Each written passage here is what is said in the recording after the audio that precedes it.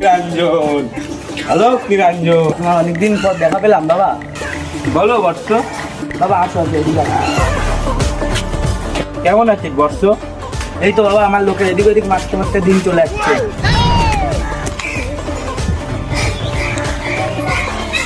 তো ভাগ্য খুলে গেছে বর্ষ, তো মাটি নিচে তো গুপ্তধন লুকিয়ে আছে। কি বলো বাবা, সত্যি? আজকে তাহলে আমি 3-4টে লোক লাগিয়ে দেবো মাটি খোলার জন্য। তাহলে বর্ষ কিছু জল খাবার দিয়ে খেয়ে যাই। হ্যাঁ বাবা দাঁড়াও, আমি এখনই জলখাবারের ব্যবস্থা করে দিচ্ছি।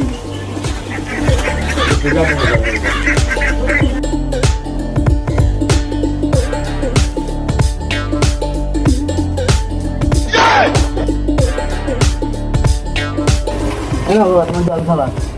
হ্যাঁ মুড়ি, না মুড়ির তলায় দেখো বাতাস আছে। বাবা তুমি মুড়ির তলায় বাতাসা দেখতে পাচ্ছ না, আবার মাটির তলায় গুপ্তধন দেখছো।